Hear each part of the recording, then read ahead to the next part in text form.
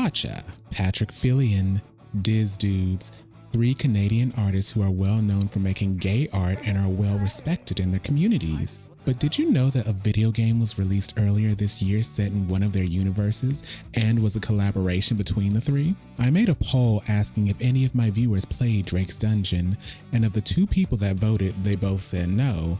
And considering some of my other polls have many other people voting, I'm going to assume that others simply didn't know what this was. Well, I'm here to tell you all about Drake's Dungeon and figure out why this game may have slipped under the radar.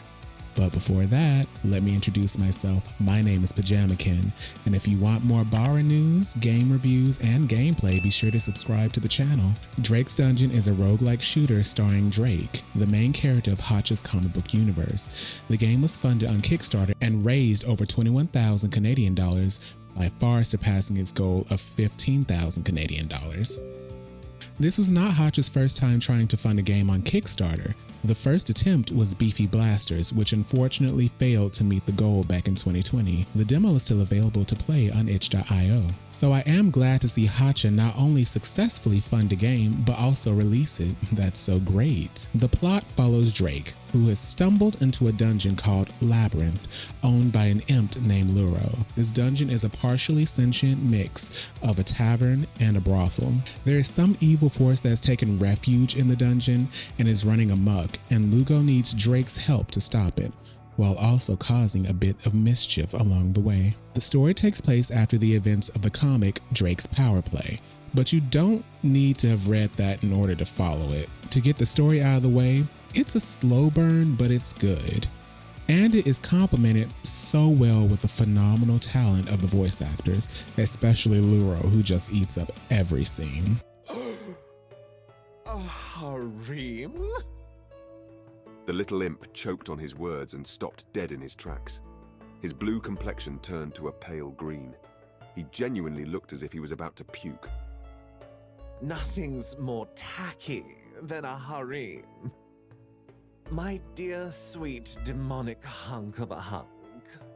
Have a little class. There is a world of difference between a cheap whore and a free whore. Imitation is the saddest form of flattery, and that's all you'll ever find in a harem. I've traveled the world and dipped into many a kingdom, and let me tell you, whores and escorts are boys you want to fuck. Their beauties, their talents, their originals. A harem is nothing more than a tragic collection of rejects. Boys who couldn't make it on their own, so they've resorted to a life of pitiful imitation, painting themselves up to look like the boys you wish you could fuck. They fall into the lap of some opportunistic lowlife who gives them the riches they couldn't earn themselves. And so often, that very lowlife is a charity case himself, having received his funds by dumb luck. Deimos of Patrick Fillion's camp fits right in perfectly, although I feel like they could also have added his boo Isaiah Shade in there with him, but I'll let that go.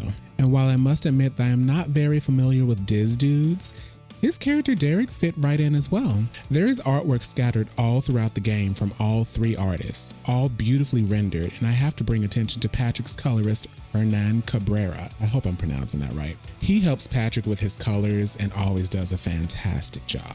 I will give some heads up on the story though, since it is erotic. The erotic encounters as well as narrative tools normally used to set up tension and such is used a lot of the time to describe physical appearance, sexual acts, and sexual thoughts. So while I find the story to be quite good, if you're looking for something that's lore isn't based in sex and sexuality, with things like themes of sexual dominance and submission, this plot is not for you. I do feel like the character building is the strongest part of this story, as they are all pretty well written. I remember one moment where Luro was bad-mouthing Deimos, and I was sitting there like, okay, Luro, not too much, because Deimos is my baby boy and I love him. I've read all the comics featuring Deimos up to this point, by the way. So now that the story is out of the way, how's the gameplay? It's fine. It just doesn't feel needed, in my opinion. You play as Drake and pick a room and you mow down as many demons as you can until you die. From there, you go back to the main menu and upgrade your abilities, as well as unlocking more dungeons and even Lura as a playable character.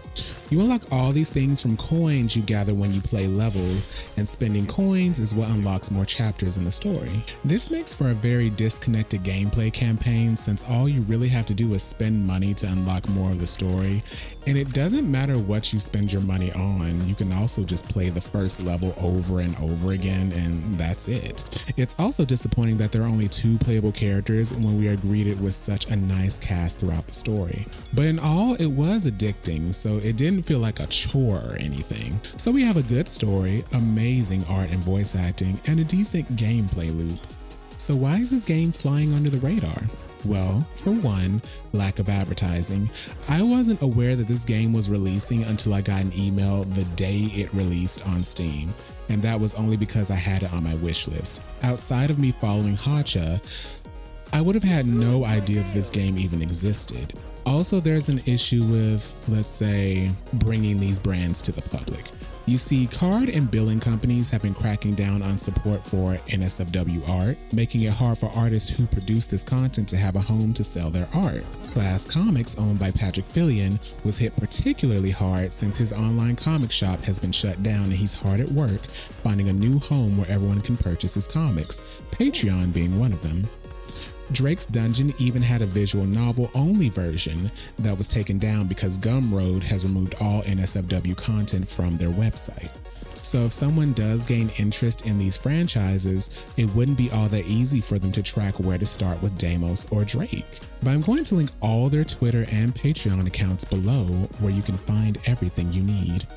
All in all, Drake's Dungeon is an okay game, but a great visual novel, and it doesn't deserve to be flying under the radar like it is. I highly encourage that even if you feel like this game isn't for you, to check out all 3 artists. And I also want to highly encourage Hotcha to take another stab at it, maybe make another visual novel. Until next time, see you guys. Oh.